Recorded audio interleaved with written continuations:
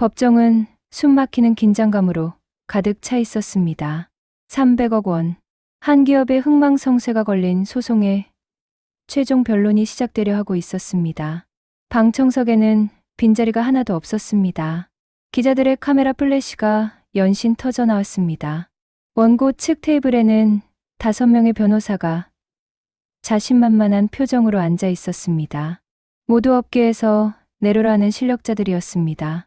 그들의 표정에는 이미 승리를 확신한 여유가 묻어 있었습니다. 반면 피고 측 테이블에는 단 한 명의 여자만이 앉아 있었습니다. 수수한 외모, 화려하지 않은 검은색 정장, 특별히 눈에 띄지 않는 평범한 인상. 누가 봐도 그저 30즈음의 평범한 여자로 보였습니다.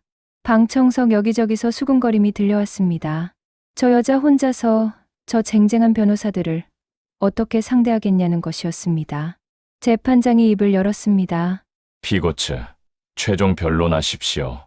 여자가 천천히 자리에서 일어났습니다. 그리고 입을 열었습니다. 그 순간 법정의 공기가 얼어붙었습니다. 30분이 흘렀습니다. 원고 측 변호사들의 얼굴이 하얗게 질려 있었습니다. 재판장마저 감탄을 감추지 못했습니다. 완벽한 논리, 한치의 빈틈도 없는 증거 제시, 상대방의 허점을 정확히 꿰뚫는 날카로운 반박.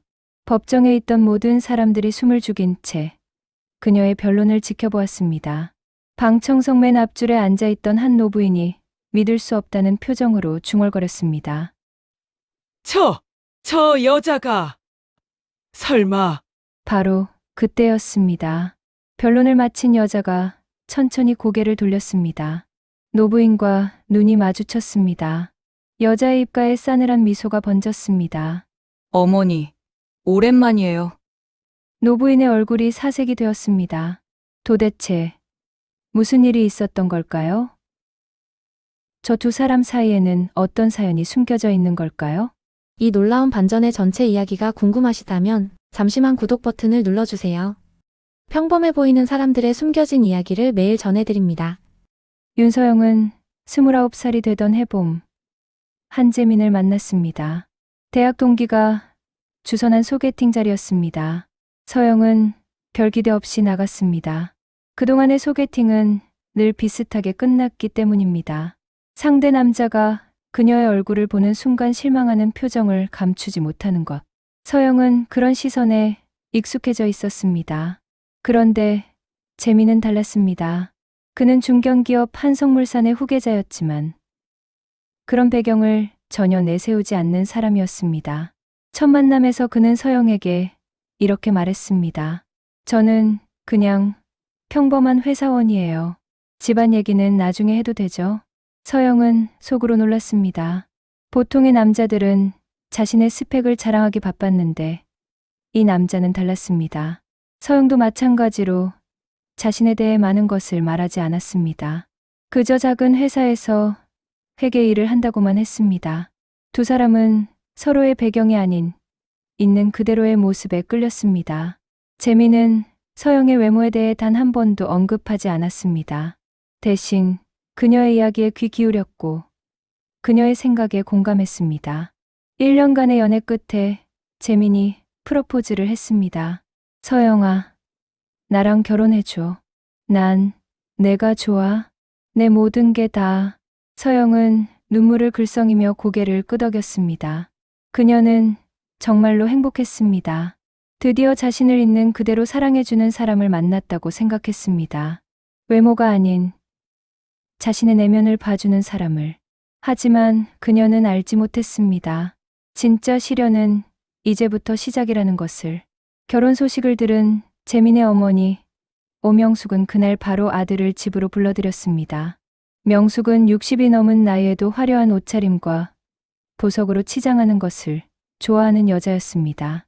한성물산 회장 부인이라는 타이틀에 걸맞게 살아야 한다는 것이 그녀의 신념이었습니다.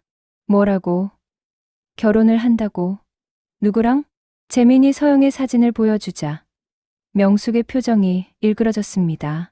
그녀는 사진을 한참 동안 노려보더니 믿을 수 없다는 듯 아들에게 내뱉었습니다. 재민아, 너 눈이 어디 달린 거니? 우리 집안에 어울리는 얼굴이야, 이게. 어머니, 서영이는 정말 좋은 사람이에요. 마음이 따뜻하고 착하고. 마음이 무슨 소용이야. 얼굴을 봐, 얼굴을. 명숙은 외모 지상주의자였습니다. 그녀에게 있어 며느리란 집안의 얼굴이었습니다. 손님들 앞에 내세워도 부끄럽지 않은 미모를 갖춰야 했고, 사람들이 부러워할 만한 외모여야 했습니다. 그런 그녀의 눈에 서영은 턱없이 부족했습니다. 거기다 직업이 뭐래? 중소기업 회계팀. 집안은? 부모님은 뭐 하시는 분들이야? 재민이 서영의 배경을 설명하자 명숙은 기가 막힌다는 듯 허탈한 웃음을 터뜨렸습니다. 그러니까 뭐 그냥 평범한 집 딸이라 이거지? 아버지는 돌아가시고 어머니는 편찮으시고 우리 한성물산 후계자가 고작 그런 집안에 그런 얼굴을 가진 여자를 데려오겠다고? 어머니, 그런 식으로 말씀하시면 안 돼. 절대 안 돼. 내 눈에 흙이 들어가기 전엔 절대로 그 결혼 허락 못 해. 하지만 재미는 물러서지 않았습니다. 그는 난생 처음으로 어머니께 강하게 맞섰습니다. 결국 명숙은 한 가지 조건을 내걸었습니다. 좋아. 상견례를 하자. 내가 직접 보고 판단하겠어. 상견례 날이 다가왔습니다. 서영은 아침부터 긴장되어 있었습니다. 재민에게 시어머니가 좀 까다로운 분이라는 얘기는 들었지만 설마 얼마나 심하겠냐고 생각했습니다. 최선을 다해 잘하면 분명 마음을 열어주실 거라 믿었습니다. 얼마나 순진한 생각이었는지. 서울 한복판의 고급 한정식집 룸에 들어서는 순간 서영은 명숙의 시선을 느꼈습니다. 머리끝부터 발끝까지 훑어보는 차가운 눈빛. 그 눈빛에는 이미 판결이 내려져 있었습니다. 불합격. 앉아요. 명숙은 반말을 했습니다. 상견례 자리에서 처음 보는 예비 며느리에게. 서영은 당황했지만 내색하지 않고 자리에 앉았습니다. 그녀의 부모님은 참석하지 못했습니다. 아버지는 몇 해 전 돌아가셨고 어머니는 지병으로 거동이 불편했습니다. 혼자 온 서영을 명숙은 대놓고 한심하다는 눈으로 바라보았습니다. 부모님도 안 오시고 집안 교육이 어떻게 됐길래 이 중요한 자리에 혼자 오는 거야? 어머니, 서영이 어머니께서 편찮으셔서. 됐어. 명숙이 손을 저으며 재민의 말을 끊었습니다. 그리고 서영을 똑바로 쳐다보며 말했습니다. 그래서 뭐 가진 거 있어요? 특별한 학벌, 재산, 뭔가 내세울 만한 능력이라도? 저는 작은 회사에서 회계 일을 하고 있습니다. 회계, 그래, 회계. 명숙이 코웃음을 쳤습니다. 그녀 옆에 앉아있던 시누이 한수진도 따라서 피식 웃었습니다. 26살의 수진은 어머니를 쏙 빼닮은 미인이었고 그 외모만큼이나 성격도 어머니를 닮아 있었습니다.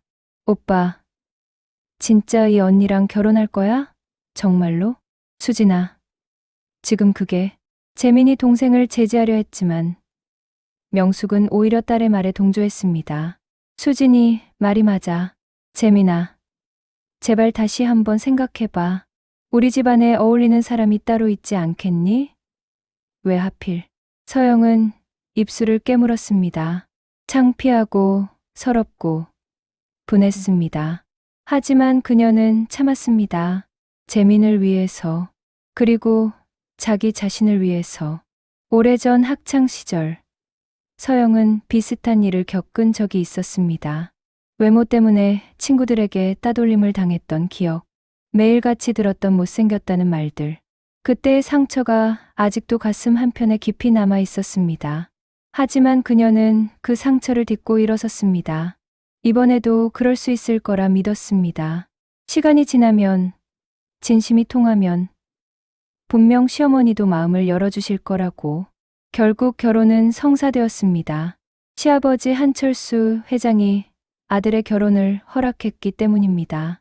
철수는 과묵한 사람이었습니다.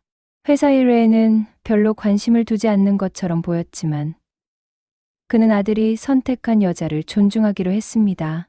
재민이가 선택한 사람이야. 믿어보자고. 명숙은 분을 사귀지 못했지만 남편의 결정을 정면으로 거스를 수는 없었습니다. 결혼식 당일, 서영은 웨딩드레스를 입고 거진로드를 걸었습니다. 평생 꿈꿔왔던 순간이었습니다. 하지만 하객석 맨 앞줄에 앉은 시어머니의 모습이 그녀의 가슴을 날카롭게 찔렀습니다. 한숨. 명숙은 대놓고 한숨을 쉬고 있었습니다. 주변 하객들이 다 볼 정도로 마치 저런 얼굴이 우리 집안 며느리라니 라고 말하는 것 같았습니다. 서영은 본 척하지 않으려고 애썼습니다. 오늘만큼은 행복하고 싶었습니다. 재민을 바라보며 걸음을 옮겼습니다. 그의 눈에는 사랑만 가득했습니다. 그것으로 충분하다고 서영은 스스로에게 말했습니다. 하지만 시어머니의 그 한숨은 앞으로 펼쳐질 지옥 같은 시집살이의 서막에 불과했습니다. 결혼 후 첫 달, 서영은 시댁에 인사를 드리러 갔습니다. 그날도 명숙은 며느리를 반기지 않았습니다. 아니, 반기지 않는 정도가 아니었습니다. 어머니, 이거 좋아하신다고 해서 준비했어요. 서영이 정성껏 준비해간 선물을 명숙은 거들떠보지도 않았습니다. 됐어요. 그런 거 필요 없어. 나가서 설거지나 해요. 그것이 시작이었습니다. 명숙의 무시와 구박은 날이 갈수록 심해져 갔습니다. 서영은 참았습니다. 또 참았습니다. 남편을 사랑했기에. 그리고 어딘가에서는 시어머니도 언젠가 마음을 열어주실 거라는 희망을 버리지 않았기에. 그것이 얼마나 헛된 희망인지 알게 되기까지는 그리 오랜 시간이 걸리지 않았습니다. 결혼 생활이 시작되었습니다. 서영은 새로운 가정을 꾸리는 설렘과 함께 시어머니의 마음을 얻기 위해 최선을 다했습니다. 하지만 곧 깨달았습니다. 시어머니의 무시는 단순히 처음이라서 생긴 경계심이 아니었습니다. 그것은 뼛속 깊이 박혀있는 편견이었습니다. 절대로 바뀌지 않을 것 같은 천명절이 다가왔습니다. 추석이었습니다. 서영은 새벽 4시에 일어났습니다. 아직 해가 뜨기도 전이었습니다. 시어머니께 인정받고 싶은 마음에 음식 준비를 서둘렀습니다. 전을 부치고 나물을 무치고 갈비찜을 만들고 땀을 뻘뻘 흘리며 온갖 정성을 다했습니다. 아침이 되어 시댁 식구들이 모였습니다. 서영은 떨리는 마음으로 음식을 내놓았습니다. 명숙이 젓가락을 들어 전을 한 입 빼어 물었습니다. 서영은 숨을 죽이고 시어머니의 반응을 살폈습니다. 그런데 명숙의 얼굴이 일그러졌습니다. 이게 뭐야? 간이 하나도 안 맞잖아. 누가 이런 걸 손님상에 올려? 서영의 얼굴이 빨개졌습니다. 분명 맛을 보고 또 봤는데. 어머니, 죄송해요. 제가 다시. 됐어. 명숙은 손을 저으며 옆에 앉은 딸을 불렀습니다. 수진아, 내가 다시 해.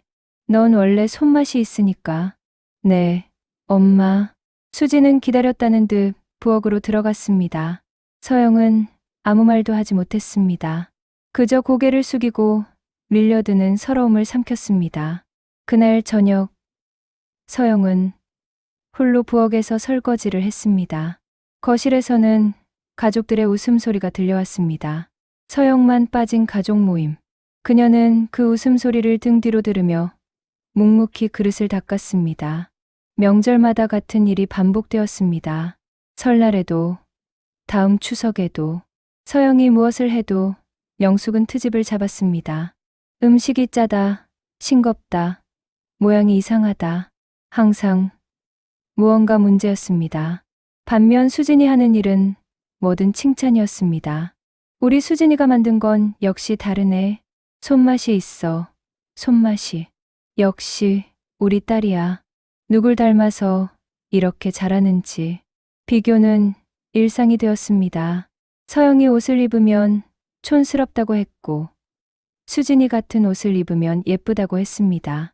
서영이 말을 하면 건방지다고 했고 수진이 똑같은 말을 하면 당당하다고 했습니다.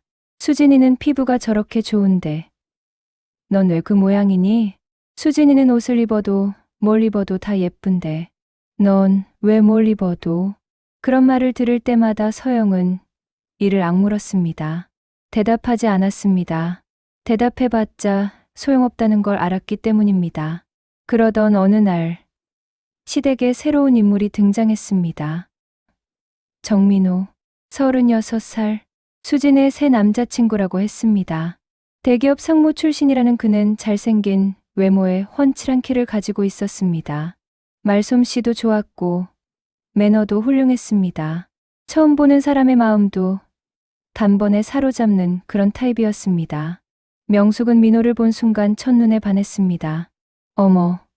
어머, 이렇게 훌륭한 분이 우리 수진이를 만나주시다니. 우리 수진이가 복이 많구나. 복이 많아. 민호에게 대하는 태도는 서영에게 대하는 것과 하늘과 땅 차이였습니다. 민호 씨, 여기 앉아요. 편하게 있어요. 우리 집이라고 생각하고. 사위, 이거 드세요. 제가 특별히 민호 씨 드시라고 준비한 거예요. 민호 씨는 뭘 좋아하세요? 다음에 올 때 제가 해놓을게요. 반면 서영에게는 여전히 쌀쌀맞았습니다. 야, 너는 뭐해? 부엌에서 설거지나 해. 손님 왔는데 뭘 멍하니 서 있어? 서영은 묵묵히 부엌으로 향했습니다. 거실에서는 웃음소리가 끊이지 않았습니다. 민호를 둘러싼 가족들의 화기애애한 대화, 명숙의 호탕한 웃음소리, 수진의 애교 섞인 목소리. 서영은 그 모든 소리를 들으며 혼자 설거지를 했습니다. 문득 눈물이 흘렀습니다. 손등으로 훔쳤습니다. 또 흘렀습니다. 참을 수 없었습니다. 왜 자신만 이런 대우를 받아야 하는 걸까요? 무엇이 그렇게 부족한 걸까요? 자신도 똑같이 이 집안 식구인데 왜 자신만 이방인 취급을 받아야 하는 걸까요? 바로 그때 누군가 부엌으로 들어왔습니다. 시아버지 한철수였습니다. 물을 마시러 온 듯 했습니다. 그는 부엌에 들어서다가 눈물을 훔치는 서영을 보았습니다. 잠시 멈칫했습니다. 서영은 황급히 고개를 돌렸습니다. 눈물을 들킨 것이 창피했습니다. 아, 아버님, 뭐 필요하신 거 있으세요? 제가 갖다 드릴게요. 철수는 대답하지 않았습니다. 그저 물 한 잔을 직접 따라 마시고는 거실로 돌아갔습니다. 하지만 문을 나서기 전 잠깐 뒤를 돌아보았습니다. 서영은 그 시선을 느꼈습니다. 무슨 의미인지는 알 수 없었습니다. 동정인지 안타까움인지 아니면 그저 무관심인지. 철수는 아무 말 없이 거실로 돌아갔습니다. 며칠 후 더 충격적인 소식이 전해졌습니다. 민호와 수진이 약혼한다는 것이었습니다. 명숙은 기뻐서 어쩔 줄 몰라 했습니다. 우리 수진이가 드디어 좋은 사람 만났구나. 민호 씨 같은 사람이 우리 집안 사위가 되다니. 약혼 소식이 전해지자 명숙의 태도는 더욱 극과 극으로 갈렸습니다. 예비 사위 민호에게는 온갖 정성을 다했고 며느리 서영에게는 더욱더 차갑게 굴었습니다. 마치 비교하듯이. 민호 씨 같은 사람이 진짜 사위지. 집안도 좋고 능력도 좋고 얼굴도 좋고. 재민이는 대체 왜 저런 걸 데려왔는지 모르겠어. 대놓고 그런 말을 했습니다. 서영이 듣는 앞에서. 듣든 말든 상관없다는 듯이. 재민은 좋은 남편이었습니다. 서영을 진심으로 사랑했습니다. 집에 돌아오면 항상 아내를 안아주었고 힘들지 않냐고 물어봐 주었습니다. 하지만 어머니 앞에서는 약했습니다. 어머니의 행동이 잘못되었다는 것을 알면서도 정면으로 맞서지 못했습니다. 서영아, 미안해. 어머니가 원래 좀 그래. 성격이 좀 까다로우신 거야. 시간이 지나면 나아지실 거야. 조금만 참아줘. 재민은 늘 그렇게 말했습니다. 서영은 고개를 끄덕였습니다. 정말 그럴 거라고 믿고 싶었습니다. 시간이 지나면, 진심이 통하면 분명 달라지실 거라고. 하지만 시간은 흘러도 나아지지 않았습니다. 오히려 더 심해졌습니다. 서영은 참았습니다. 또 참았습니다. 이를 악물고 견뎠습니다. 재민을 사랑했기에, 그리고 언젠가는 끝이 있을 거라 믿었기에. 하지만 모든 것에는 한계가 있는 법입니다. 아무리 단단한 둑도 계속 물이 차오르면 결국 무너지게 되어 있습니다. 그리고 그 한계가 터지는 날이 바로 코앞으로 다가오고 있었습니다. 그날이 마침내 왔습니다. 결혼 3년 차에 접어든 어느 봄날이었습니다. 명숙이 주최하는 사모님 모임이 있었습니다. 명숙의 오랜 친구들이 모이는 정기 모임이었습니다. 그 중에서도 박영자는 명숙과 30년 넘게 알고 지낸 절친한 친구였습니다. 입이 험하기로 유명했고 남의 흉을 보는 것을 즐기는 사람이었습니다. 명숙과 영자는 서로의 며느리 흉을 보며 스트레스를 푸는 사이이기도 했습니다. 그날 아침 명숙이 서영을 불렀습니다. 오늘 사모님들 모임에 너도 같이 가. 서영은 의아했습니다. 지금까지 한 번도 그런 자리에 데려간 적이 없었는데. 저도요? 왜요, 어머니? 왜긴 뭐가 왜야? 그냥 가려면 가는 거지. 며느리가 어디 가나 싶어서 데려가는 거야. 서영은 불안한 예감이 들었습니다. 하지만 거절할 수는 없었습니다. 점심때가 되어 둘은 강남의 한 고급 레스토랑으로 향했습니다. 프라이빗 룸에는 이미 6명의 사모님들이 모여 있었습니다. 모두 비싼 명품, 가방과 보석으로 치장한 중년 여성들이었습니다. 어머, 명숙이 왔네. 오랜만이야, 명숙아. 명숙은 친구들과 반갑게 인사를 나누었습니다. 그리고 뒤에 서 있는 서영을 앞으로 끌어당겼습니다. 얘들아, 우리 며느리야. 6개의 시선이 서영에게 쏠렸습니다. 머리끝부터 발끝까지 훑어보는 눈빛들. 박영자가 대놓고 서영을 위아래로 살펴보더니 고개를 갸웃거렸습니다. 아이고, 명숙아.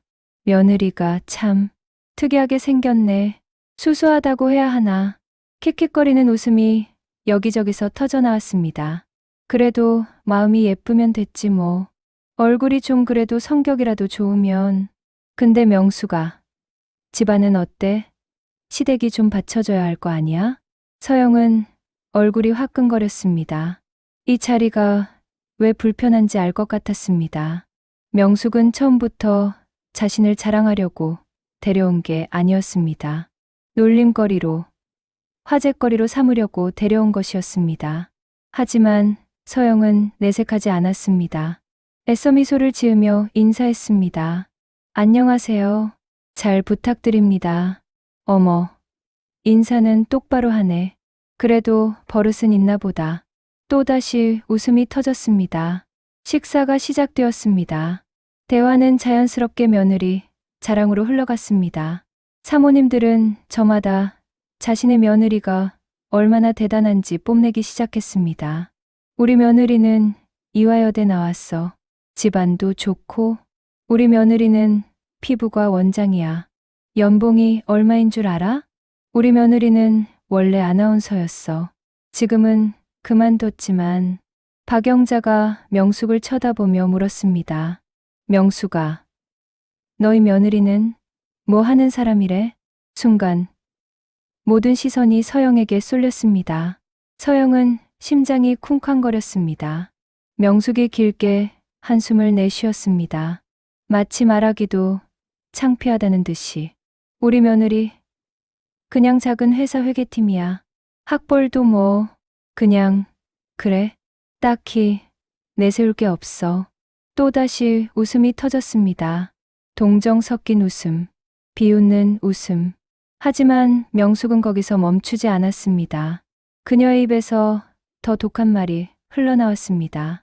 솔직히 말해서 저런 얼굴로 어떻게 우리 재민이를 꼬셨는지 모르겠어. 우리 집안에 어울리지도 않는데 손님들 앞에 내놓기도 부끄러워. 서영의 손이 떨리기 시작했습니다. 참아야 했습니다. 여기서 참아야 했습니다. 3년 동안 참아왔던 것처럼. 이번에도 그냥 넘기면 되는 거라고. 하지만 어머니, 서영이 입을 열었습니다. 자신도 모르게 말이 나왔습니다. 테이블 위의 모든 대화가 멈췄습니다. 6명의 사모님들이 놀란 눈으로 서영을 쳐다보았습니다. 사람의 가치가 얼굴로 정해지는 건가요? 순간 방 안에 정적이 흘렀습니다. 누구도 예상하지 못한 반응이었습니다. 조용히 고개 숙이고 있던 며느리가 말대답을 하다니 명숙의 얼굴이 순식간에 불그락푸르락해졌습니다. 뭐라고? 지금 나한테 말대꾸를 하는 거야? 말대꾸가 아닙니다. 어머니. 서영의 목소리가 떨렸습니다. 하지만 멈추지 않았습니다. 3년간 쌓여왔던 감정이 터져 나오기 시작했습니다. 전 결혼하고 3년 동안 매일 참았습니다. 못생겼다고, 집안이 없다고, 학벌이 없다고, 매일 무시당하고, 비교당하고, 손님 취급도 못 받았습니다. 사모님들이 당황한 표정으로 서로를 쳐다보았습니다. 이런 전개는 예상 밖이었습니다. 하지만 전 어머니께 단 한 번도 불효한 적 없습니다. 명절마다 새벽부터 일어나 음식 준비했고, 시키시는 일 다 했고, 한 번도 불평하지 않았습니다. 그런데 왜 저한테 이러시는 겁니까? 명숙이 벌떡 자리에서 일어났습니다. 얼굴이 분노로 일그러져 있었습니다. 이것이 어디서 감히 어른한테 대드는 거야? 박영자가 부채질하듯 말했습니다. 명수가 며느리 교육을 어떻게 시킨 거야? 저런 버릇없는 것이. 명숙의 눈이 이글거렸습니다. 수십 년 동안 쌓아온 체면이 한순간에 무너지는 기분이었습니다. 자신의 친구들 앞에서 자신의 며느리한테 명숙의 손가락이 문을 가리켰습니다. 나가. 당장 나가. 어머니, 다시는 내 눈앞에 나타나지 마. 넌 오늘부로 이 집안 사람이 아니야. 당장 꺼져. 서영은 천천히 자리에서 일어났습니다. 이상하게도 마음이 담담해졌습니다. 3년간 쌓였던 무언가가 터져나간 것 같은 느낌이었습니다. 그녀는 고개를 숙이지 않았습니다. 사모님들의 시선을 피하지도 않았습니다. 담담한 표정으로 가방을 챙기고 룸문을 열었습니다. 문이 닫히는 순간 안에서 명숙의 분노에 찬 목소리가 들려왔습니다. 저런 것이 감히 내가 반드시. 서영은 뒤도 돌아보지 않고 복도를 걸어갔습니다. 레스토랑을 나와 지하 주차장으로 향했습니다. 바로 그때였습니다. 주차장 구석에서 낯익은 목소리가 들려왔습니다. 자료는 다 준비됐어? 서영은 멈칫했습니다. 그 목소리. 민호였습니다. 그는 전화 통화 중이었습니다. 주차장 기둥 뒤에 서서 주변을 살피며 낮은 목소리로 말하고 있었습니다. 한성물산 기밀 다 빼냈어. 계약서, 거래처 명단, 매부 문서 전부. 다음 주면 완전히 끝장이야. 서영의 심장이 쿵 하고 내려앉았습니다. 걱정 마. 수진이는 아무것도 몰라. 그냥 내가 사랑해서 결혼하는 줄 알아. 바보같이. 결혼하고 나면 모든 게 끝나. 계획대로야. 낮게 웃는 소리가 들렸습니다. 차갑고 계산적인 웃음. 이번이 4번째야. 부산, 대전, 대구? 다 똑같은 방법으로 했어. 한성물산도 별거 없더라고. 통화가 끝났습니다. 민호가 휘파람을 불며 레스토랑 안으로 들어갔습니다. 서영은 기둥 뒤에 숨은 채 숨을 죽이고 있었습니다. 방금 들은 것이 믿기지 않았습니다. 완벽해 보였던 예비 사위. 민호. 그가 사기꾼이라니. 서영의 머릿속이 빠르게 돌아갔습니다. 하지만 지금은 생각할 여유가 없었습니다. 일단 이 자리를 떠나야 했습니다. 집에 돌아온 서영은 차분하게 짐을 쌌습니다. 재민이 황급히 달려왔습니다. 명숙에게 전화를 받은 모양이었습니다. 서영아, 어머니한테 무슨 일이 있었던 거야? 왜 갑자기 짐을 싸? 재민 씨, 나한테 시간이 좀 필요해요. 서영아, 어머니가 화나셔서 그런 거야. 내가 말씀드릴게. 제발 가지 마. 괜찮아요. 이번엔 내가 먼저 떠날게요. 서영은 담담하게 웃었습니다. 하지만 그 눈 속에는 무언가 다른 빛이 있었습니다. 슬픔도 분노도 아닌 무언가를 결심한 사람의 눈빛이었습니다. 시간이 좀 지나면 연락할게요. 나도 어머니도 서로 생각할 시간이 필요해요. 재미는 아내를 붙잡고 싶었지만 그녀의 단호한 눈빛에 아무 말도 하지 못했습니다. 서영은 작은 여행 가방 하나만 들고 집을 나섰습니다. 아무도 몰랐습니다. 이것이 폭풍 전의 고요라는 것을, 쫓겨난 며느리의 반격이 시작되려 하고 있다는 것을. 그녀가 향한 곳은 강남의 한 고층 빌딩이었습니다. 빌딩 꼭대기층에는 커다란 간판이 붙어 있었습니다. 윤서영 법률사무소. 그녀의 이름이 적힌 간판이었습니다. 서영이 떠난 집. 명숙은 처음에는 속이 후련했습니다. 3년 동안 눈의 가시 같았던 며느리가 드디어 사라졌으니까요. 그래, 잘 됐어. 저런 것이 우리 집안에 어울리지도 않았어. 수진도 맞장구를 쳤습니다. 맞아요, 엄마. 올 게 없으니까 집 분위기가 훨씬 나은 것 같아요. 공기가 맑아진 느낌이에요. 재민만이 침울한 표정으로 앉아 있었습니다. 아내가 떠난 집은 텅 빈 것처럼 느껴졌습니다. 밤마다 서영의 빈자리가 크게 느껴졌습니다. 전화를 해봐도 받지 않았고 문자를 보내도 답이 없었습니다. 하지만 어머니 앞에서는 내색하지 못했습니다. 늘 그랬듯이 명숙의 관심은 온통 다른 곳에 쏠려 있었습니다. 바로 수진과 민호의 약혼식 준비였습니다. 우리 수진이 약혼식은 최고급으로 해야 해. 민호 씨 집안에서 보는 눈이 있으니까. 창피를 주면 안 되지. 드레스는 최고급 브랜드로, 예식장은 서울에서 가장 비싼 곳으로, 꽃장식은 수입꽃으로만 모든 것이 화려하게 준비되었습니다. 비용은 문제가 되지 않았습니다. 한성물산 회장 집안이니까요. 민호는 여전히 완벽한 예비 사위 역할을 해냈습니다. 시어머니 될 명숙 앞에서 살갑게 굴었고 예비 신부 수진에게는 세상에서 가장 다정한 남자처럼 행동했습니다. 어머니, 걱정 마세요. 수진이는 제가 평생 행복하게 해드릴게요. 제 목숨을 걸고 약속드립니다. 어머, 민호 씨, 그런 말을 들으니 정말 든든하네. 역시 우리 사위야. 명숙은 흐뭇하게 웃었습니다. 재민이도 저렇게 괜찮은 사람을 데려왔으면 얼마나 좋았을까. 하필 왜 그런 것을. 재민은 입술을 깨물었지만 아무 말도 하지 않았습니다. 며칠 후 이상한 일이 발생하기 시작했습니다. 한성물산의 핵심 거래처 두 곳이 갑자기 계약을 해지했습니다. 10년 넘게 거래해오던 파트너사들이었습니다. 아무런 예고도 없이, 납득할 만한 이유도 없이. 대체 왜 이러는 거야? 무슨 문제라도 있었나? 철수 회장이 직접 연락을 해봤지만 상대방은 말을 얼버무릴 뿐이었습니다. 그냥 내부 사정이 있어서요. 죄송합니다, 회장님.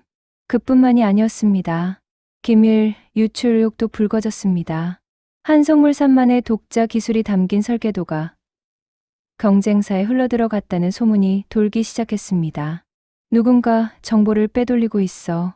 철수의 표정이 날로 어두워졌습니다. 그는 회사의 고문 변호사인 김태호를 불렀습니다. 김태호는 10년 넘게 한성물산의 법률 업무를 담당해온 신뢰받는 변호사였습니다. 김 변호사, 회사 내부를 조사해봐. 누가 이런 짓을 하는지 찾아내야 해. 네, 회장님. 철저히 조사하겠습니다. 걱정 마십시오. 김태호가 공손하게 고개를 숙였습니다. 하지만 그의 눈빛이 흔들렸습니다. 그 미세한 떨림을 아무도 눈치채지 못했습니다.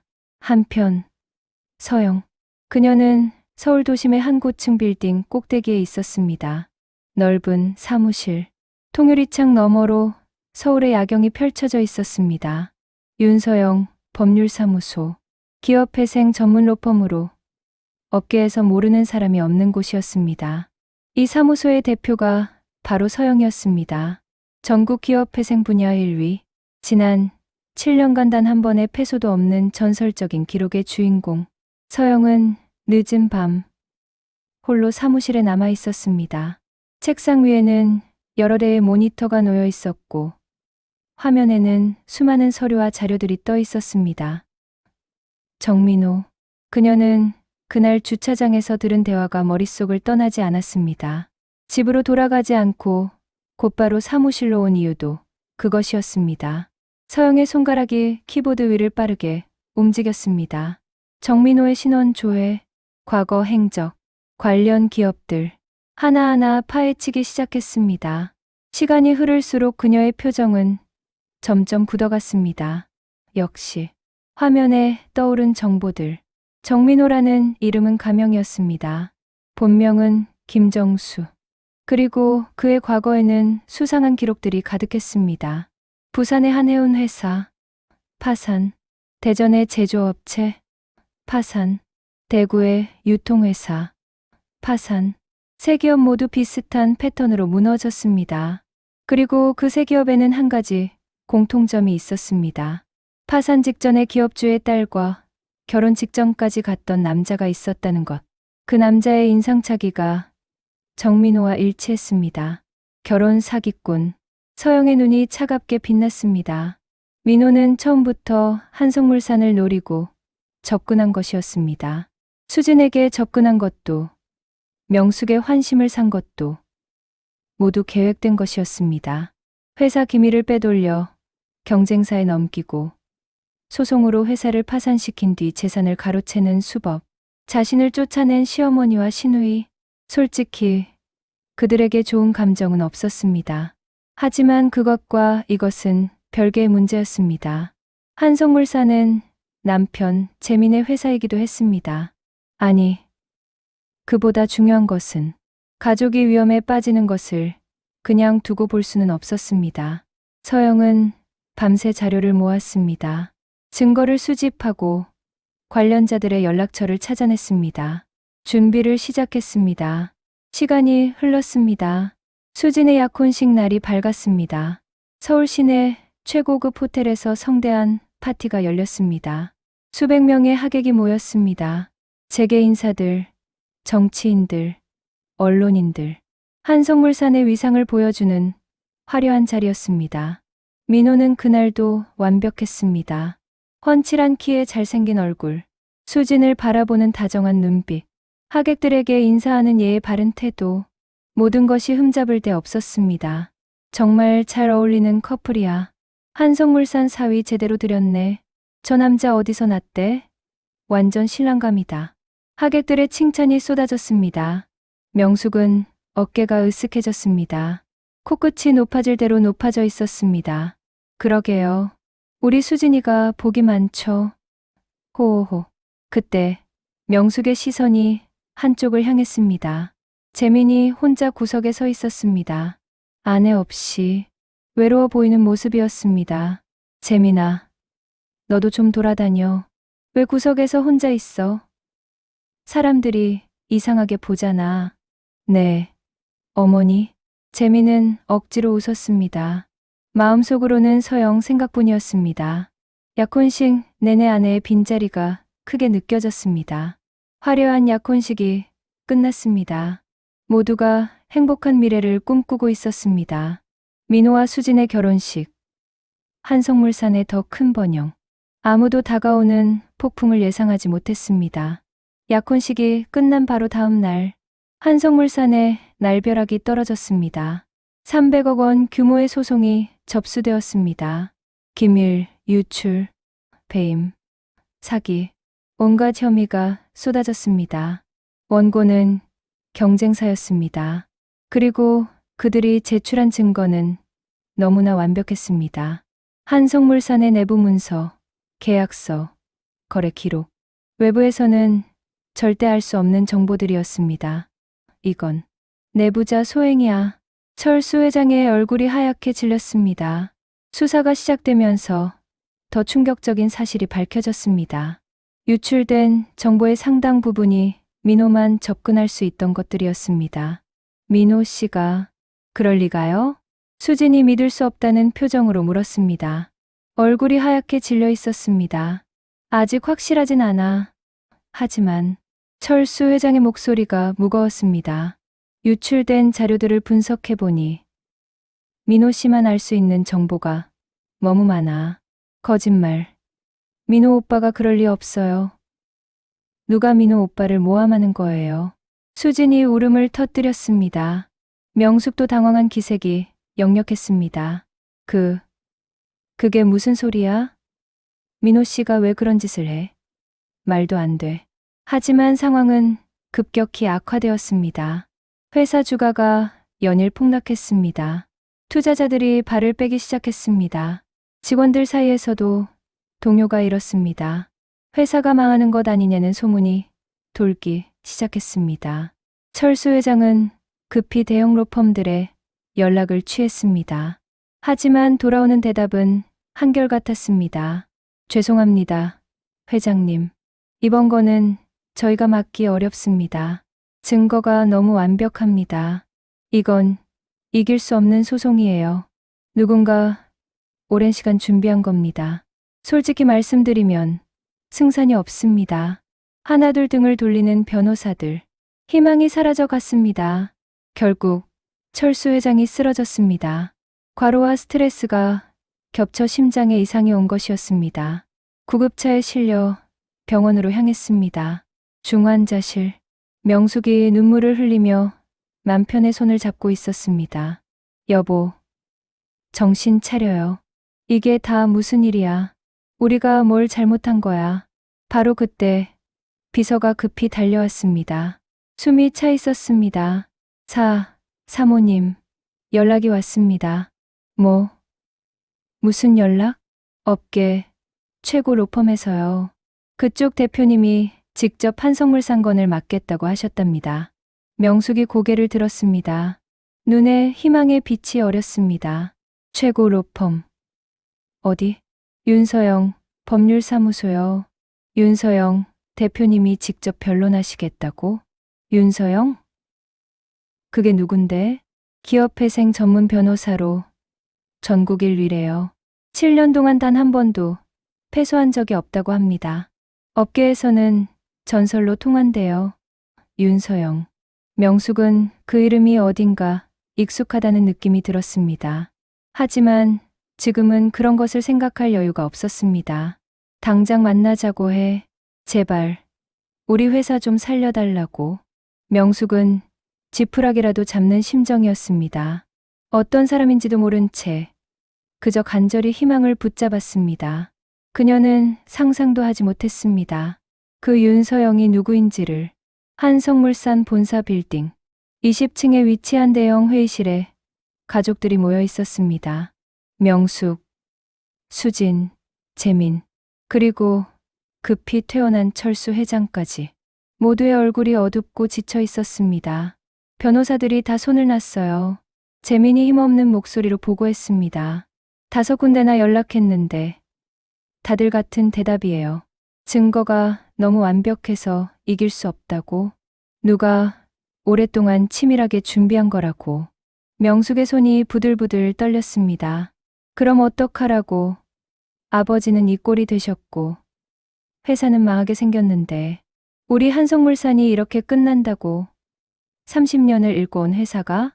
철수 회장이 힘겹게 입을 열었습니다. 아직 희망이 남아있어. 그 로펌에서 연락이 왔잖아. 윤서영 법률사무소요. 거기서 정말 도와줄 수 있을까요?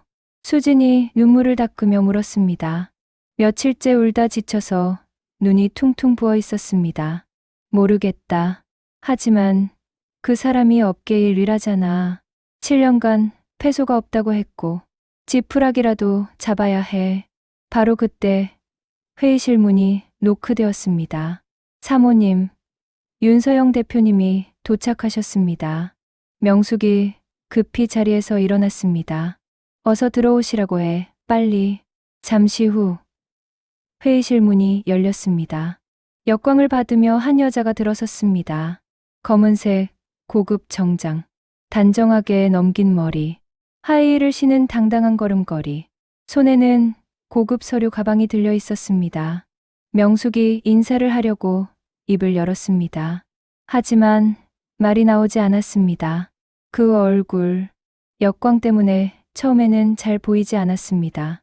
여자가 회의실 안으로 몇 걸음 더 들어오자 형광등, 불빛이 그녀의 얼굴을 비췄습니다. 수수한 외모, 화려하지 않은 이목구비, 하지만 눈빛이 달랐습니다. 3년 전에 보았던 눈빛과는 완전히 달랐습니다. 차갑고 날카롭고 압도적인 자신감에 차 있었습니다. 설마, 아니, 그럴 리가. 여자가 입을 열었습니다. 어머니, 오랜만이에요. 회의실 안의 공기가 순간적으로 얼어붙었습니다. 서영아? 재민이 의자에서 벌떡 일어났습니다. 믿을 수 없다는 표정이었습니다. 서영아, 정말 너야? 이게 무슨, 대체 어떻게 된 거야? 수진도 넋이 나간 표정으로 중얼거렸습니다. 올케가 왜 여기서? 윤서영, 대표가 올케라고? 명숙의 얼굴이 하얗게 그리고 다시 붉게 변했습니다. 믿을 수 없었습니다. 머릿속이 하얘졌습니다. 뭐야? 이게 무슨 장난이야? 내가 왜 여기서 나와?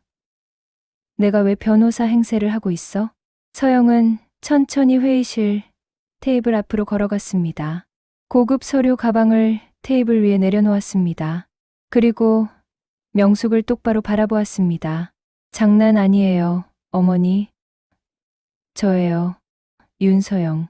윤서영, 법률사무소 대표. 뭐라고? 말도 안 돼.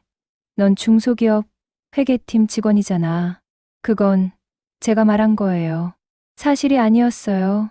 명숙의 눈이 휘둥그레졌습니다. 서영이 차분하게 말을 이었습니다. 저는 기업회생 전문 변호사예요. 사법시험에 수석으로 합격했고 대형 로펌에서 5년간 일한 후에 독립했어요. 윤서영, 법률사무소를 설립한 지 7년째예요. 그게 지난 7년 동안 맡은 모든 사건에서 승소했어요. 패소 기록이 없어요. 기업회생 분야에서 전국 1위예요. 제 개인 자산은 300억 정도 됩니다. 회의실 안에 정적이 흘렀습니다. 누구도 입을 열지 못했습니다. 명숙이 의자 등받이를 붙잡았습니다. 다리에 힘이 풀리는 것 같았습니다. 거짓말. 말도 안 돼. 거짓말이 아니에요. 어머니. 서영의 목소리는 담담했습니다. 감정적이지 않았습니다. 그저 사실을 전달하는 것처럼 차분하게 말했습니다. 저는 처음부터 제 정체를 숨겼어요. 결혼 전부터요. 재민 씨만 알고 있었어요. 모든 시선이 재민에게 쏠렸습니다. 그가 천천히 고개를 끄덕였습니다. 나는 처음부터 알고 있었어요. 어머니, 서영이가 누군지. 하지만 서영이가 원했어요. 숨기는 걸. 명숙이 비명에 가까운 목소리를 냈습니다. 재민이 너도 알고 있었어. 3년 동안. 왜 숨긴 거야? 왜 나한테 말 안 한 거야? 서영이 대답했습니다. 있는 그대로 사랑받고 싶었으니까요. 잠시 침묵이 흘렀습니다. 서영의 눈에 알 수 없는 감정이 스쳤습니다. 전 어릴 때부터 외모 때문에 놀림받았어요. 초등학교 때부터 중학교, 고등학교까지 못생겼다고, 얼굴감 못한다고 매일 들었어요. 친구들한테 왕따를 당했어요. 회의실 안이 조용해졌습니다. 그래서 공부만 죽어라 했어요. 인정받고 싶어서. 노력하면 달라질 거라고 믿었어요. 사법시험에 수석으로 합격했어요. 변호사가 됐어요. 돈을 벌었어요. 성공했어요. 서영의 목소리가 살짝 떨렸습니다. 하지만 곧 다시 차분해졌습니다. 그런데 달라지지 않더라고요. 아무리 성공해도, 아무리 돈을 벌어도 사람들은 여전히 제 외모를 먼저 봤어요. 저런 얼굴로 어떻게 저렇게 됐지? 얼굴값은 못하네. 늘 그런 말을 들었어요. 명숙의 얼굴이 붉어졌습니다. 자신도 똑같은 말을 했었으니까요. 그래서 재민 씨를 만났을 때 숨기고 싶었어요. 제 능력이 아니라 그냥 저 자체를 봐주는 사람을 만나고 싶었어요. 윤서영 변호사가 아니라 그냥 윤서영으로 사랑받고 싶었어요. 재민이 아내 곁으로 다가갔습니다. 그녀의 손을 잡았습니다. 나는 처음 만났을 때부터 서영이가 좋았어요. 뭘 하든 뭘 가졌든 상관없었어요. 그냥 서영이라서 좋았어요.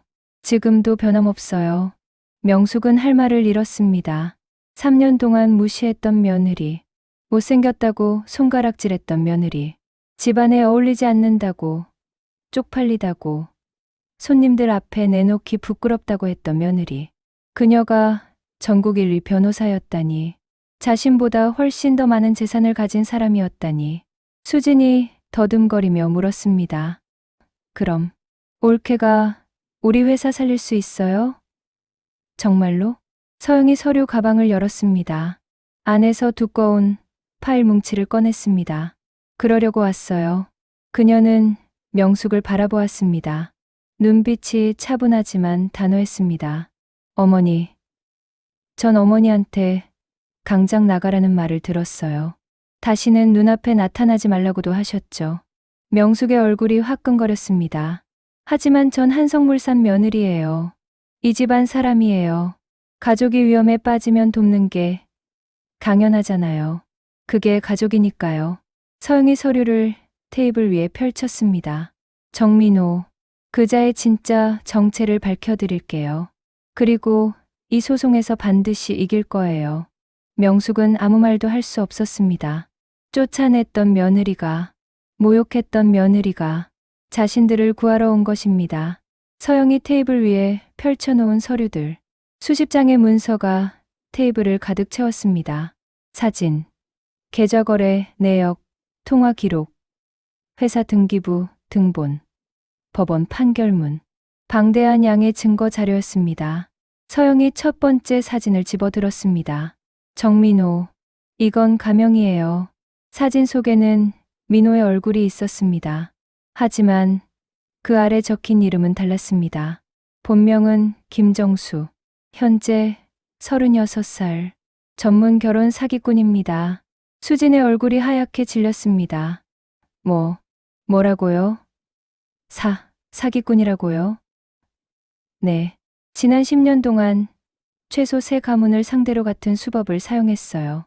재벌가의 딸에게 접근해서 연애를 하고 약혼까지 진행하면서 회사 기밀을 빼돌리고 소송을 통해 회사를 파산시킨 뒤 재산을 가로채는 수법이에요.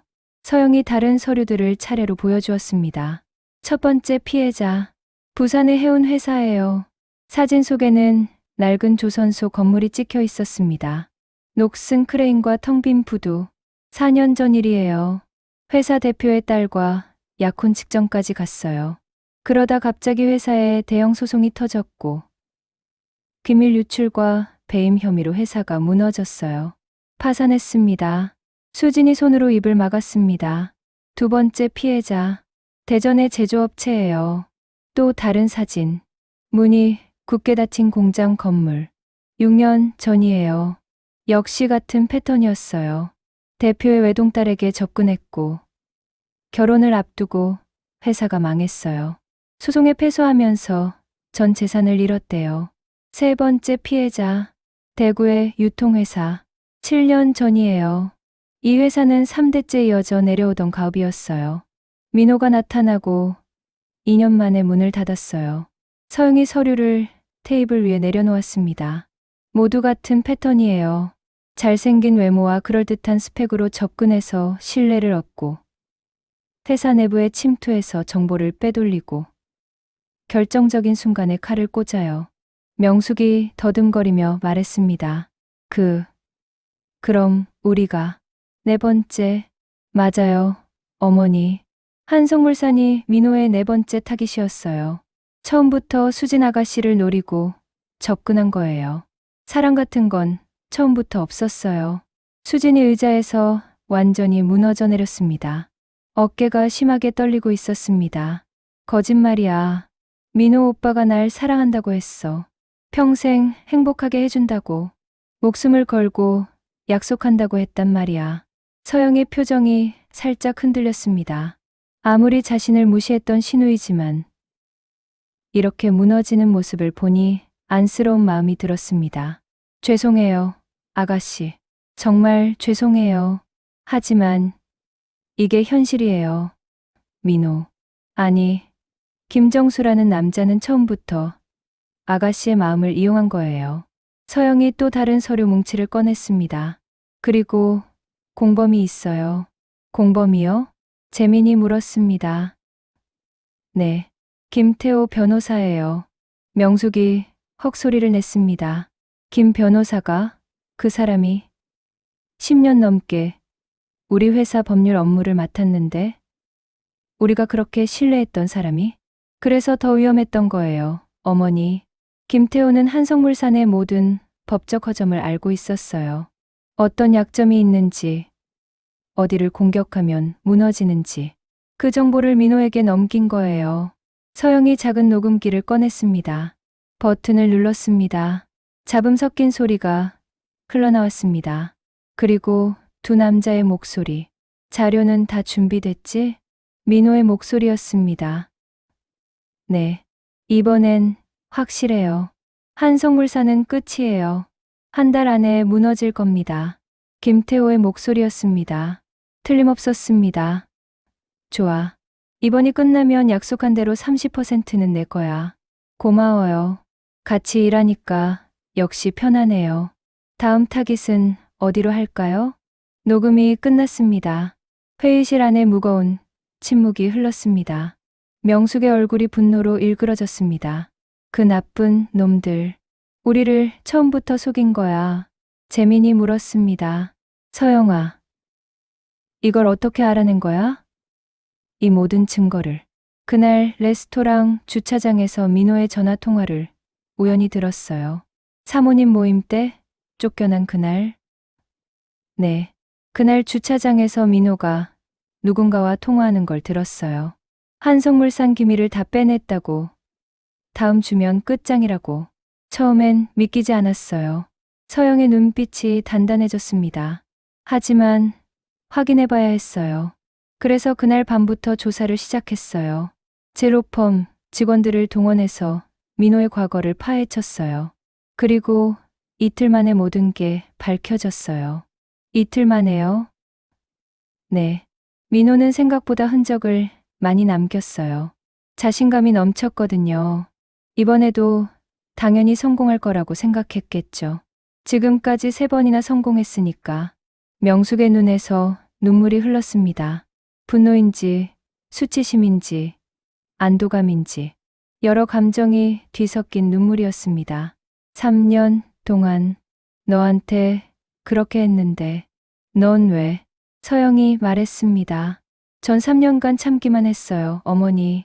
무시당하고, 비교당하고, 욕먹어도 참았어요. 어머니가 싫었던 적도 있어요. 솔직히. 명숙의 얼굴이 붉어졌습니다. 하지만 그것과 이건 별개의 문제예요. 가족이 위험에 빠지는 건 그냥 두고 볼 수 없었어요. 한성물산은 재민 씨의 회사이기도 하고 어쨌든 제 시댁이니까요. 재민이 아내의 손을 꼭 잡았습니다. 서영아, 이 증거들이면 소송을 뒤집을 수 있어요? 철수 회장이 물었습니다. 아까부터 말없이 듣고만 있던 그가 처음으로 입을 열었습니다. 서영이 고개를 끄덕였습니다. 충분해요, 아버님. 뒤집는 정도가 아니라 역고소할 수 있어요. 사기, 배임, 기밀 유출, 문서 위조. 여러 가지 혐의가 성립해요. 민호와 김태호 둘 다 감옥에 보낼 수 있어요. 희망의 빛이 보이기 시작했습니다. 철수 회장의 눈에 기운이 돌아왔습니다. 재판은 언제야? 다음 주 수요일이에요. 제가 직접 법정에 서서 변론할게요. 서영이 자리에서 일어났습니다. 서류들을 다시 가방에 넣었습니다. 어머니, 명숙이 고개를 들었습니다. 눈가가 붉어져 있었습니다. 전 어머니 말씀대로 못생긴 며느리예요. 얼굴감 못하죠. 손님들 앞에 내놓기 부끄러운 외모예요. 명숙의 얼굴이 더욱 굵어졌습니다. 자신이 했던 말들이 메아리쳐 돌아오는 것 같았습니다. 하지만 제 일은 잘해요. 7년 동안 단 한 번도 진 적 없어요. 이번에도 지지 않을 거예요. 서영이 가방을 들었습니다. 지켜보세요. 어머니, 제가 어떻게 일하는지. 서영이 회의실 문을 열고 나갔습니다. 문이 닫히고 긴 침묵이 흘렀습니다. 명숙이 얼굴을 감싸며 중얼거렸습니다. 내가 대체 뭘 한 거야. 그 아이한테 3년 동안, 3년간 무시하고, 모욕하고, 결국 쫓아냈던 며느리. 바로 그녀가 이 집안을 구하러 온 것입니다. 명숙은 그제야 깨달았습니다. 자신이 얼마나 큰 잘못을 저질렀는지를. 재판 당일이 밝았습니다. 서울중앙지방법원. 아침부터 법원 앞은 기자들과 구경꾼들로 북적거렸습니다. 한성물산 소송은 이미 언론의 주목을 받고 있었습니다.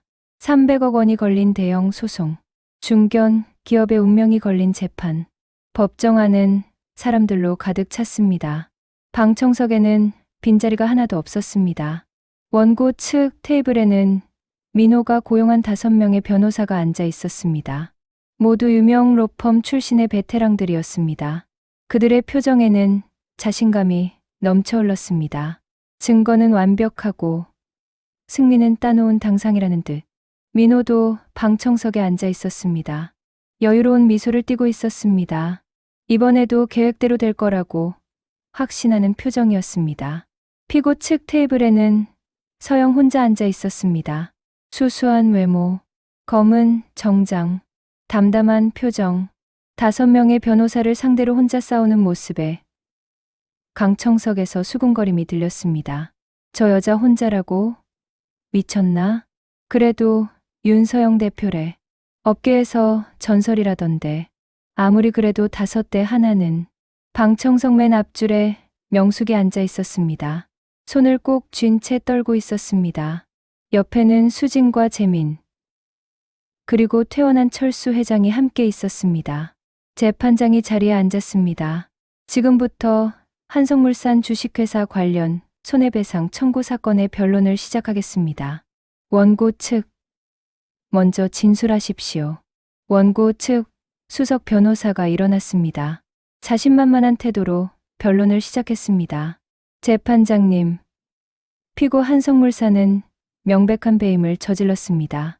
원고에게 막대한 손해를 끼쳤으며 그 증거는 명확합니다. 그가 서류를 제출했습니다. 여기 기밀 유출 문서가 있습니다. 한성물산의 핵심 기술 정보가 외부로 유출되었고 이로 인해 원고 회사는 심각한 피해를 입었습니다. 하나하나 증거를 나열해 갔습니다. 내부 문서, 계약서, 거래 기록, 모든 것이 한성물산의 잘못을 가리키고 있었습니다. 방청석에서 한숨이 터져 나왔습니다. 증거가 너무 완벽해 보였습니다. 명숙의 얼굴이 하얗게 질려갔습니다. 원고 측 변론이 끝났습니다. 재판장이 고개를 끄덕였습니다. 피고 측 반론하십시오. 모든 시선이 서영에게 쏠렸습니다. 그녀가 천천히 자리에서 일어났습니다. 표정은 여전히 담담했습니다. 긴장한 기색이 전혀 없었습니다. 재판장님, 반론하겠습니다. 서영이 한 걸음 앞으로 나왔습니다. 방금 원고 측이 제출한 증거들 모두 조작된 것입니다. 법정이 술렁였습니다. 무슨 소리야? 조작이라고? 원고 측 변호사가 발끈했습니다. 재판장님, 피고 측 변호인의 발언은 근거 없는 비방입니다. 서영이 차분하게 말을 이었습니다. 근거가 있습니다. 지금부터 제시하겠습니다. 그녀가 서류 가방에서 파일을 꺼냈습니다. 먼저 원고 정민호에 대해 말씀드리겠습니다. 민호의 표정이 살짝 굳어졌습니다. 정민호, 이것은 가명입니다. 본명은 김정수, 전문 결혼 사기꾼입니다. 법정안이 웅성거리기 시작했습니다. 기자들이 펜을 들었습니다. 지난 10년간 최소 3가문을 상대로 동일한 수법으로 사기를 쳤습니다. 서영이 증거 서류를 제출했습니다. 부산의 해운회사, 4년 전 파산했습니다. 대전의 제조업체, 6년 전 파산했습니다. 대구의 유통회사. 7년 전 파산했습니다. 사진과 법원 기록. 피해자 진술서가 스크린에 떴습니다. 세 회사 모두 정민호, 아니 김정수가 경영자의 딸에게 접근하여 약혼한 후 파산했습니다. 모두 같은 패턴입니다. 민호의 얼굴이 점점 창백해졌습니다. 그리고 공범이 있습니다. 서영이 다른 서류를 꺼냈습니다. 김태호 변호사, 한성물산의 고문 변호사였습니다. 10년 넘게 한성물산의 법률 업무를 담당하며 회사의 모든 법적 허점을 파악하고 있었습니다. 그 정보를 정민호에게 넘겼습니다. 방청석에서 술렁임이 커졌습니다. 서영이 녹음 파일을 재생했습니다. 자료는 다 준비됐지? 네. 이번엔 확실해요. 한성물산은 끝이에요. 민호와 김태호의 목소리가 법정에 울려 퍼졌습니다. 누구도 부인할 수 없는 명백한 증거였습니다. 민호가 갑자기 자리에서 벌떡 일어났습니다. 거짓말입니다. 저건 조작이에요. 누가 내 목소리를 합성한 겁니다. 서영이 차갑게 말했습니다. 이 녹음 파일은 국립과학수사연구원의 음성 감정을 마쳤습니다. 감정서도 제출하겠습니다. 조작이 아닙니다. 민호의 얼굴이 일그러졌습니다. 그리고 서영이 법정 문 쪽을 바라보았습니다. 피해 가문의 대표들이 증인으로 출석했습니다. 문이 열렸습니다. 3명의 중년 남성이 들어왔습니다. 모두 지친 표정이었지만 눈빛에는 결의가 담겨 있었습니다. 저는 부산해운 회사의 전 대표입니다. 저 남자 정민호에게 당했습니다. 제 딸에게 접근해서 약혼까지 한 후 회사를 망하게 했습니다. 저도 마찬가지입니다. 대전에서 3대째 제조업을 했습니다. 저 남자 때문에 모든 걸 잃었습니다. 저는 대구 유통회사 대표였습니다. 같은 수법이었습니다. 이 기회에 반드시 저 남자를 처벌해 주십시오. 3사람의 증언이 이어졌습니다. 구체적이고 상세한 진술, 날짜, 장소, 수법, 모든 것이 일치했습니다. 민호의 얼굴이 완전히 사색이 되었습니다. 변호사들도 당황한 기색이 역력했습니다. 서영이 마지막 일격을 날렸습니다. 마지막으로 원고 측이 제출한 증거 문서들이 조작되었다는 증거를 제시하겠습니다. 스크린에 2개의 문서가 나란히 떴습니다. 왼쪽은 원고 측이 제출한 문서입니다. 오른쪽은 한성물산의 원본 문서입니다. 자세히 보시면 날짜와 서명, 그리고 인감이 다릅니다. 원고 측 문서는 김태호 변호사가 원본을 조작해서 만든 위조 문서입니다. 전문가의 필적 감정서와 문서 분석 결과가 함께 제출되었습니다. 재판장이 서류를 꼼꼼히 살펴보았습니다. 그의 표정이 점점 굳어졌습니다. 30분 후 재판장이 최종 판결을 내렸습니다. 피고 한성물산에 대한 원고의 청구를 기각합니다. 방청석에서 환호성이 터져 나왔습니다. 또한 원고 정민호와 증인 김태호에 대해 사기, 배임, 문서 위조 혐의로 구속영장 청구를 요청합니다. 민호가 자리에서 벌떡 일어나 소리쳤습니다. 이럴 수 없어. 이건 함정이야. 나한테 이럴 수 없다고. 하지만 이미 법정 경위들이 그에게 다가가고 있었습니다. 정민호 씨, 함께 가시죠. 민호가 발버둥 쳤지만 소용없었습니다. 수갑이 채워졌습니다. 김태호도 마찬가지였습니다. 2사람은 경찰에 끌려 법정을 나갔습니다. 방청석에서 명숙이 주저앉았습니다. 눈물이 주르륵 흘러내렸습니다. 이겼어. 이긴 거야. 수진이 엉엉 울음을 터뜨렸습니다. 배신당한 슬픔과 회사가 살아난 안도감이 뒤섞인 울음이었습니다. 재민이의 아버지를 부축했습니다. 철수 회장의 눈에도 눈물이 글썽이고 있었습니다.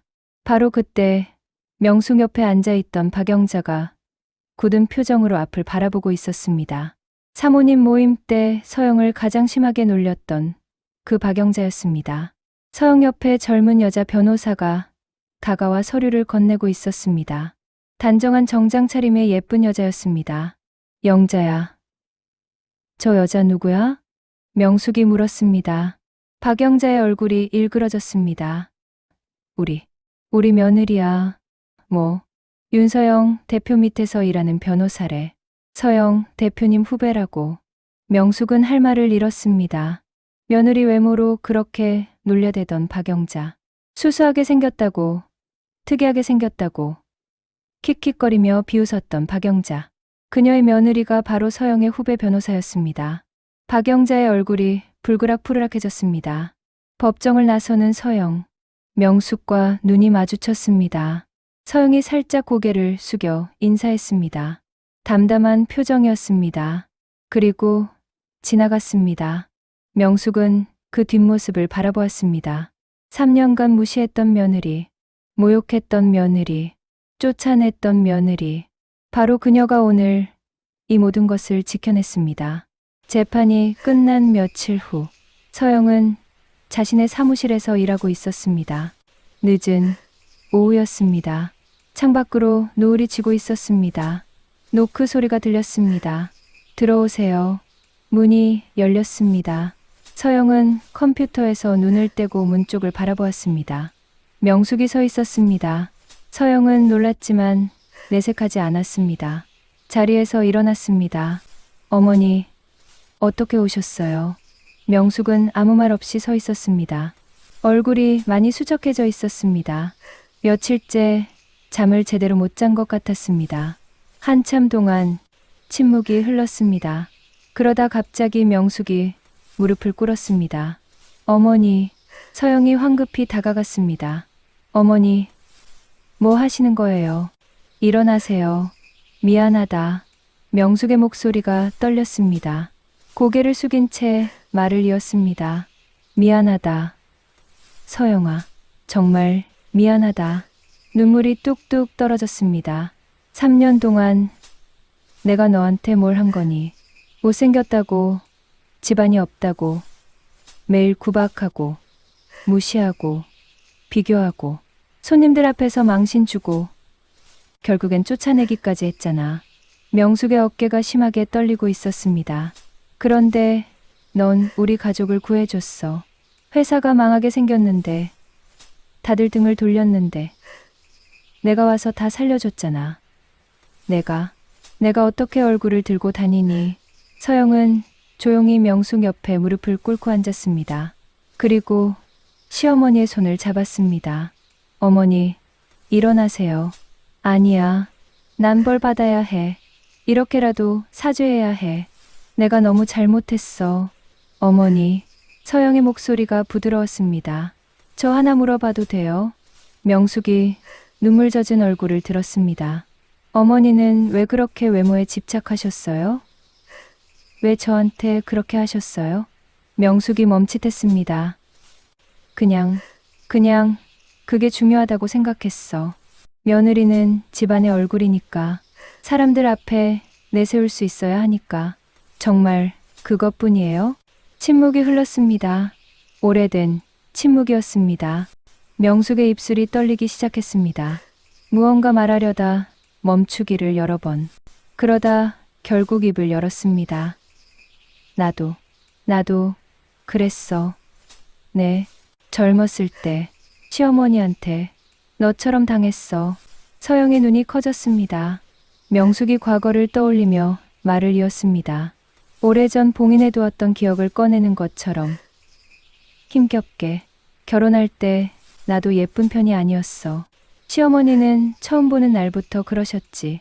못생긴 것이 어디서 우리 아들을 꼬셨냐고. 집안 망신이라고.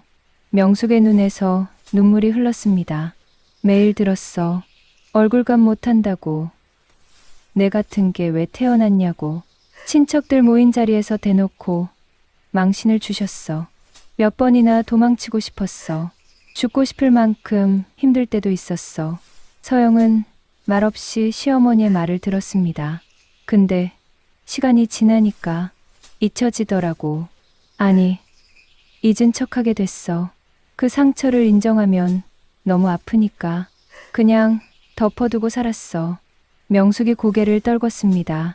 그리고 나도 똑같은 짓을 한 거야. 시어머니한테 당한 걸 너한테 그대로 한 거지. 내가 얼마나 힘들었는지 알면서도. 어머니, 미안해. 서영아, 정말 미안해. 내가 당해봐서 그 아픔을 아는데 왜 너한테 그랬는지 모르겠어. 얼마나 힘들었을지, 얼마나 서러웠을지 다 알면서. 명숙이 오열했습니다. 수십 년간 쌓아온 상처와 죄책감이 한꺼번에 터져 나오는 것 같았습니다. 서영은 조용히 시어머니를 안았습니다. 저도 알아요. 그 마음. 명숙이 눈물 속에서 서영을 바라보았습니다. 저도 어릴 때 왕따 당했어요. 초등학교 때부터 못생겼다고, 얼굴감 못한다고 친구들이 매일 놀렸어요. 급식 먹을 때 아무도 옆에 안 앉으려고 했어요. 수학여행 갔을 때 같은 방 쓰기 싫다고 다들 피했어요. 서영의 눈에도 눈물이 고였습니다. 너무 힘들었어요. 중학교, 고등학교 때도 마찬가지였어요. 그래서 공부만 했어요. 공부라도 잘하면 인정받을 수 있을 거라고 생각했어요. 서영아, 사법시험에 수석으로 합격했을 때 이제 달라질 줄 알았어요. 변호사가 되고 돈을 벌고 성공하면 아무도 제 외모를 가지고 뭐라 못할 줄 알았어요. 서영이 쓰게 웃었습니다. 근데 아니더라고요. 아무리 성공해도 사람들은 여전히 제 얼굴을 먼저 봤어요. 저런 얼굴로 어떻게 변호사가 됐지? 얼굴값은 못하네. 여전히 그런 말을 들었어요. 그래서 재민 씨를 만났을 때 숨기고 싶었어요. 윤서영 변호사가 아니라 그냥 윤서영으로. 제 능력이나 재산이 아니라 그냥 있는 그대로의 저를 봐주는 사람을 만나고 싶었어요. 두 여자가 마주 보았습니다. 같은 상처, 같은 아픔, 다른 시대를 살았지만 똑같은 고통을 겪은 두 사람. 어머니, 저도 솔직하지 못했어요. 처음부터 숨긴 건 제 잘못이에요. 어머니를 속인 거잖아요. 아니야. 내 잘못이 아니야. 다 내 탓이야. 내가 처음부터 널 있는 그대로 봐줬으면 숨길 필요도 없었을 텐데. 서영이 명숙의 손을 꼭 잡았습니다. 이제 됐어요. 어머니, 다 지난 일이에요. 명숙이 서영을 안았습니다. 서영도 시어머니를 안았습니다. 오랫동안 두 사람은 그렇게 부둥켜 안고 울었습니다. 같은 상처를 가진 두 여자의 화해. 늦었지만 진심 어린 화해였습니다. 회의실 문 밖에서 지켜보던 재민의 눈에도 눈물이 흘렀습니다. 며칠 후 철수 회장이 완전히 퇴원했습니다. 시댁집에 가족들이 모였습니다. 명숙, 철수, 재민, 수진, 그리고 서영까지. 철수 회장이 서영에게 말했습니다. 며느리, 정말 고맙다. 아버님, 당연히 해야 할 일을 한 것뿐이에요. 아니야, 당연한 게 아니야. 철수가 말을 이었습니다. 사실 나는 일찍 알았어. 내가 누군지. 모두가 놀란 눈으로 철수를 바라보았습니다. 결혼 전에 배경 조사를 했거든. 그때 다 알았지.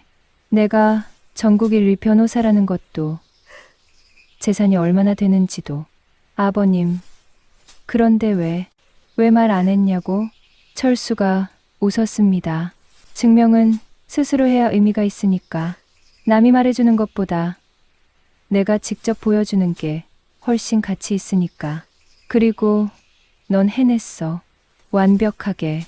서영이 눈물을 닦으며 웃었습니다. 수진이 다가왔습니다. 망설이다가 입을 열었습니다. 옳게. 미안해요. 나도 많이 잘못했어요. 엄마 편만 들고 옳게 욕하고. 괜찮아요, 아가씨. 앞으로는 잘할게요. 정말로. 가족 모두가 진심으로 화해했습니다. 오랜 상처가 아물기 시작했습니다. 1년 후 화창한 봄날이었습니다. 서울중앙지방법원. 서영이 또 한 번의 승소를 이끌어냈습니다. 기업회생 분야에서 8년째 무패 행진. 이제 그녀의 이름을 모르는 사람은 업계에 없었습니다. 법원을 나서는 서영 옆에 누군가가 나란히 걸었습니다. 명숙이었습니다. 오늘 별로 멋있었어. 고마워요, 어머니. 명숙이 웃었습니다. 1년 전과는 완전히 다른 표정이었습니다. 점심 뭐 먹을래? 내가 살게. 맛있는 거 먹자. 어머니가 좋아하시는 대로 가요. 그래, 그러자. 두 사람이 나란히 걸어갔습니다. 봄바람이 불었습니다. 벚꽃잎이 흩날렸습니다. 뒤에서 재민이 두 사람을 바라보며 흐뭇하게 웃었습니다. 누군가의 가치는 얼굴로 정해지지 않습니다. 학벌로도, 재산으로도, 집안으로도 정해지지 않습니다. 진짜 아름다움은 눈에 보이지 않습니다.